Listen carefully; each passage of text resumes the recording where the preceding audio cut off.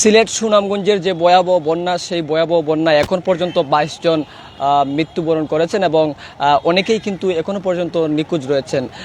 গতকালই কিন্তু এই সংবাদটি নিশ্চিত করেছেন সিলেটের বিভাগীয় স্বাস্থ্য অফিসের কর্মকর্তারা নিশ্চিত করেছেন এবং এই বন্যা স্মরণকালের ইতিহাসের সবচেয়ে ভয়াবহ বন্যা হিসাবেই কিন্তু ইতিমধ্যেই কিন্তু বিষয়টি নিশ্চিত হয়ে গেছে এবং গত 100 বছরেও কিন্তু সিলেটে এমন ভয়াবহ বন্যা হয়নি। এবং গতকালই কিন্তু এই বন্যা দুর্গত এলাকার মানুষজনদের দেখতে এসেছিলেন গণপ্রজাতন্ত্রী বাংলাদেশ সরকারের প্রধানমন্ত্রী শেখ হাসিনা এসেছিলেন এবং তিনি বানবাসী মানুষের কথা শুনেছেন এবং তিনি ত্রাণ সামগ্রী বিতরণ করেছেন। এছাড়াও কিন্তু সিলেট সুনামগঞ্জের যে এই মুহূর্তে চলমান ভয়াবহ বন্যার যে পরিস্থিতি, সেটিতে কিন্তু সুরমা তীরবর্তী যে নদীগুলো রয়েছে সেই এলাকাগুলোতে কিন্তু পানি কমছে এবং অপরদিকে কুশিয়ারার পানি বাড়ার কারণে কিন্তু সেখানকার নতুন নতুন এলাকা প্লাবিত হচ্ছে। আমরা এই মুহূর্তে সুরমা নদী থেকে আপনাদেরকে সরাসরি যুক্ত হয়েছি। আপনারা জানেন সিলেটের স্মরণকালের সবচেয়ে ভয়াবহ বন্যায় কিন্তু ইতিমধ্যেই 22 জনের প্রাণহানি ঘটেছে এবং অনেক জায়গায় যোগাযোগ বিচ্ছিন্ন হওয়ার কারণে এবং মোবাইল নেটওয়ার্ক সংযোগ স্থাপন না হওয়ার কারণে কিন্তু এই ক্ষয়ক্ষতি এবং মৃত্যুর সংখ্যাটি এবং নিখোঁজের সংখ্যাটি কিন্তু পুরোপুরি নিশ্চিত হওয়া যায়নি। তবে সময় বাড়ার সঙ্গে সঙ্গে এবং যোগাযোগ ব্যবস্থা সচল হওয়ার পরেই কিন্তু সেটির পরিমাণ আরও, ক্ষয়ক্ষতির পরিমাণ এবং প্রাণহানির পরিমাণ কিন্তু আরও বাড়তে পারে। আমি যদি একটু সুরমা নদীর তীরের বর্তমান অবস্থা আপনাদেরকে একটু দেখানোর চেষ্টা করি।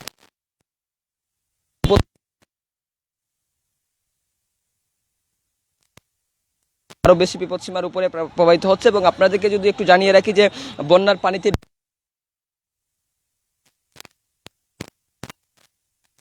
প্রান্তিকভাবে সিলেট জেলার একটি লাশ ভেসে উঠেছে, সেটি কিন্তু বন্যার ভয়াবহতা কিন্তু সেটি ইতিমধ্যেই প্রমাণ হয়ে গেছে এবং সিলেটের স্বাস্থ্য অধিদপ্তরের যে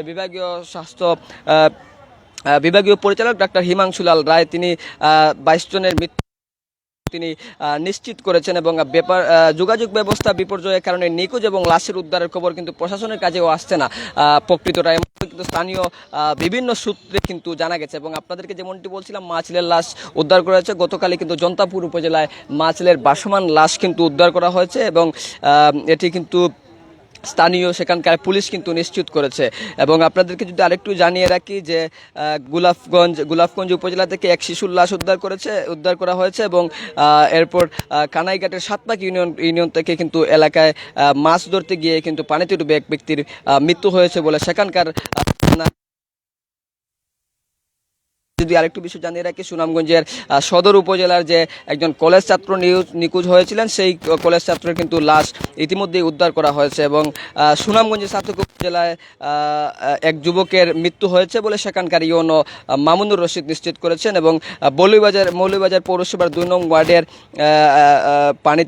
পানিতে ডুবে কিন্তু আরেক শিশুর মৃত্যু হয়েছে। এরকমই কিন্তু প্রতিদিনই মৃত্যু সংবাদ আসছে এবং এ পর্যন্ত প্রায় 22 জনের মতো মৃত্যুবরণ করেছেন এবং যোগাযোগ বিচ্ছিন্ন এবং স্থানীয় যে নেটওয়ার্ক ব্যবস্থা এখনো পর্যন্ত সব জায়গায় সচল হয়নি, সেই কারণে কিন্তু মৃত্যুর সংখ্যা এবং ক্ষয়ক্ষতির পরিমাণ এবং নিখোঁজের পরিমাণ এখনো পর্যন্ত প্রশাসনের কাছে সঠিকভাবে পৌঁছায়নি। এবং স্মরণকালের ইতিহাসের সবচেয়ে ভয়াবহ বন্যায় কিন্তু মানুষজনের মধ্যে চরম খাদ্য সংকট দেখা দিয়েছে। ইতিমধ্যে কিন্তু দেশের বিভিন্ন জায়গা থেকে মানুষজন খাদ্য সহায়তা নিয়ে কিন্তু সিলেটে এসে পৌঁছেছেন এবং বিভিন্ন জায়গায় তারা ত্রাণ সামগ্রী বিতরণ করেছেন। আপনাদেরকে যদি আরেকটা তথ্য জানিয়ে রাখি যে ভয়াবহ বন্যা পরিস্থিতি সৃষ্টি হওয়ার পর অনেক দুর্গম জায়গায় গিয়ে তারা কিন্তু ইতিমধ্যেই কিন্তু তারা মানুষজনকে, বানবাসী মানুষদেরকে আশ্রয়কেন্দ্রে নিয়ে আসছেন। তাদের সঙ্গে কিন্তু বিজিবিও যুক্ত হয়েছে এবং স্থানীয় বিভিন্ন ভলান্টিয়ার এবং স্বেচ্ছাসেবী সংগঠনও কিন্তু ইতিমধ্যে জড়িত হয়েছে। আপনাদেরকে যদি আরেকটা বিষয় জানিয়ে রাখি, সুনামগঞ্জের তাহিরপুরে কিন্তু ত্রাণের কারাকারি নিয়ে কিন্তু হেলিকপ্টার থেকে যে ত্রাণ সামগ্রী বিতরণ করা হচ্ছিল, সেই ত্রাণ নিতে গিয়ে কিন্তু একজন মৃত্যুবরণ করেছেন গতকালকে।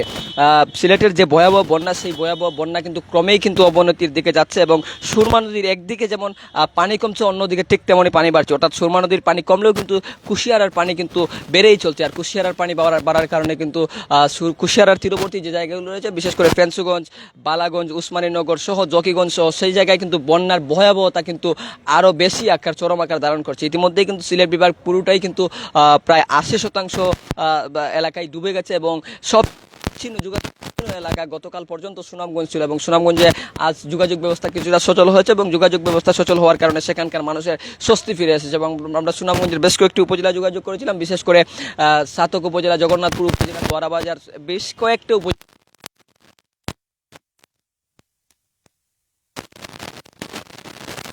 সমস্যা সহ বিভিন্ন সমস্যা এই মুহূর্তে প্রকট আকার ধারণ করছে।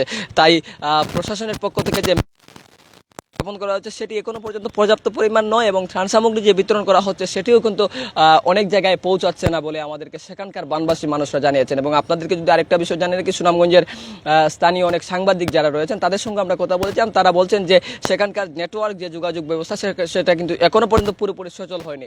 তো সিলেট বিভাগের যে সুনামগঞ্জ সিলেটের ভয়াবহ বন্যা, সেই ভয়াবহ বন্যা এখন পর্যন্ত 22 জনের মৃত্যু হয়েছে এবং এই মৃত্যুর পরিমাণ যোগাযোগ ব্যবস্থা সব জায়গায় সচল হওয়ার পর এবং নেটওয়ার্ক ব্যবস্থা স্থাপন হওয়ার পর কিন্তু সেই ক্ষয়ক্ষতি পরিমাণ এবং মৃত্যু এবং নিখোঁজের পরিমাণ আরও বেশি হিসাব হয়তোবা যেতে পারে। তো এই ছিল সিলেট বিভাগের বন্যায় মৃত্যুর সর্বশেষ সংবাদের সর্বশেষ চিত্র।